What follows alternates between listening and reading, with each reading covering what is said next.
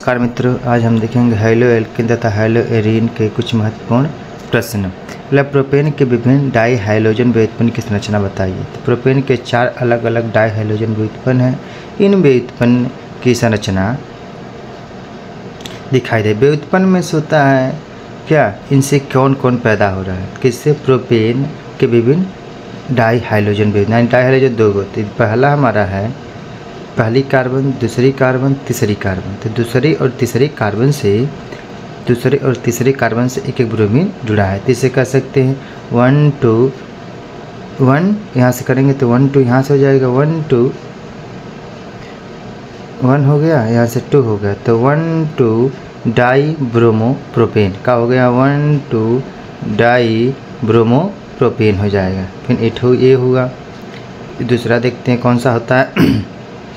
दूसरा है एक कार्बन से, देखिए एक कार्बन यहाँ है, एक कार्बन यहाँ है, 2 हो गया, एक 3 हो गया। तो दूसरे पोजीशन पे दोनों ब्रोमीन ग्रुप जुड़े हैं। तो इसे क्या कहेंगे? 2 2 die bromo propane, 2 2 die bromo propane. इसी प्रकार तीसरा हमारा है, क्या दिया है यहाँ पे, देखिए पहला कार्बन, दूसरा कार्बन, तीसरा कार्बन। तो यहाँ भी पहले और दूसरे कार्बन पर जुड़ा है। तो इसे कहेंगे 1 2 डाई ब्रोमो प्रोपेन, या पहले पोजीशन पे दोनों जुड़ सकते हैं। तीसरा है 1 3 di propane, 1 3 di propane. Propane के 4 स्ट्रक्चर हैं जिन्हें अलग अलग कार्बन श्रेणियों पे जोड़ा गया है। अब आता है C5H12 अणुसूत्र वाले समावयी एल्केनों में उनकी पहचाने जो प्रकाशीय क्लोरीनियर देता है। तो पहला हमारा है, पहला क्या है? केवल एक मोनोक्लोराइड। केवल एक मोनोक्लोराइड कौन देगा? तो एक मोनोक्लोराइड होने के लिए आणविक स्थिति C5H12 में एक एल्केन के समायोजों में केवल एक ही प्रकार के हाइड्रोजन परमाणु होना चाहिए। ऐसा इसलिए क्योंकि किसी भी हाइड्रोजन परमाणु के प्रतिस्थापन से उसी उत्पाद का निर्माण होता है। यह समावयी न्यूपेंट कहलाता है। जैसे यहाँ पे एक कार्बन की श्रृंखला है, इसमें देखेंगे 4 कार्बन दिया है, तो कहेंगे नियो। एक कार्बन जब एक ही कार्बन से 4 जुड़ा है तो इसे कहेंगे नियो। और जब एक कार्बन से क्या जुड़ा रहा है, तीन तरफ कार्बन जुड़ा है, एक तरफ हाइड्रोजन रहे, तो इसे कहेंगे क्या चीज़? आइसो कहेंगे। क्या कहेंगे? आइसो। जब एक कार्बन से 4 कार्बन जुड़े, इसे कहेंगे नियो। और जब एक कार्बन से 3 कार्बन जुड़ा रहेंगे तो इसे क्या कहेंगे? आइसो कहेंगे। क्या कहेंगे? आइसो कहेंगे। क्लियर है?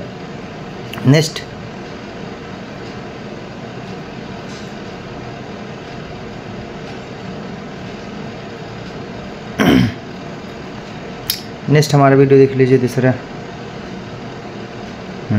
तीसरा है, इसमें करा 3 समाई मोनोक्लोराइड होने के लिए एल्केन के समाई में 3 अलग अलग प्रकार के हाइड्रोजन परमाणु चाहिए जिनका आणविक सूत्र C12H12 में N पेंटेन दिखा जाए, जहाँ N पेंटेन में 3 प्रकार के हाइड्रोजन परमाणु A B C के रूप में चिन्हित हों। तो यहाँ पे देखेंगे, यहाँ से स्टार्ट करें, जहाँ पे इस पोजीशन पे हम क्या किए हैं, ये पोजीशन मान लिए हैं। क्यों? क्योंकि हमको यहाँ पे जोड़ना है, क्या चाहिए? अपना हाइड्रोजन ग्रुप जोड़ना है। तो यहाँ पे ए हो गया, ये था, बी हो गया, बी हो गया, सी और सी है। या इसको हम जिसमें जुड़ा रहता है उसे अल्फ़ा या बीटा कर सकते हैं, अल्फ़ा या बीटा पोजीशन इसको कर सकते हैं। क्लियर है? नेक्स्ट हमारा है,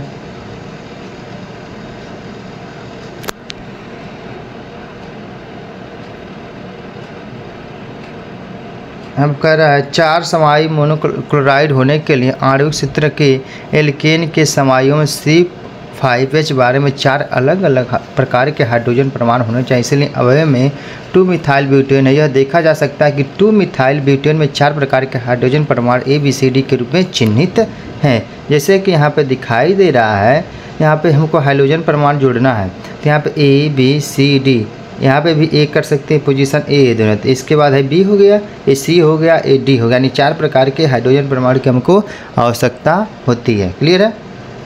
नेक्स्ट हमारा प्रश्न है, निम्नलिखित प्रत्येक अभिक्रिया के मुख्य मोनोहैलो उत्पाद की संरचना बनाइए। मोनोहैलो उत्पाद की हमको संरचना बनाना है। तो पहला हमारा रिएक्शन है, कह रहा है साइक्लोहेक्सेनॉल दिया है। साइक्लोहेक्सेनॉल को SOCl2 की उपस्थिति में क्रिया कराएंगे तो यहाँ से H2O और सल्फर डाइऑक्साइड बाहर निकल गया, H2O सल्फर डाइऑक्साइड बाहर निकल गया, एक क्लोरीन यहाँ पे जुड़ गया, इसे क्या कहेंगे, साइक्लोएल्केन कहेंगे। क्या कहेंगे, साइक्लोएल्केन कहेंगे। दूसरा हमारा रिएक्शन है 4 इथाइल नाइट्रोबेंजीन। 4 इथाइल, 4 पोजीशन में इथाइल, 1 2 3 4 पोजीशन पे इथाइल ग्रुप है, इसलिए 4 इथाइल नाइट्रोबेंजीन। 4 इथाइल नाइट्रोबेंजीन को ब्रोमीन के साथ क्रिया करा के उष्मा या पराबैंगनी प्रकाश के उपस्थिति जब क्रिया कराएंगे तो जो ए वाला पोजीशन, फर्स्ट पोजीशन, यहाँ पे क्या हो जाएगा, बॉन्ड टूटेगा, तो यहाँ पे Br आके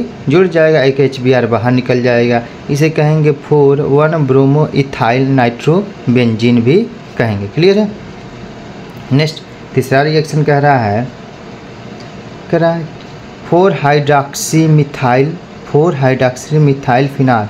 4 hydroxy methyl phenol, 4 hydroxy methyl मतलब 14 को एक पोजीशन, पहला पोजीशन हो गया, दूसरा हो गया, तीसरा हो गया, ये चौथा पोजीशन पर हाइड्रोमिथाइल फिनाल जुड़ा है, हाइड्रोमिथाइल फिनाल जुड़ा है। पर इसको Cl से लगा के उष्मा देंगे तो क्या होगा, 4 मिथाइल फिनाल, यानी 4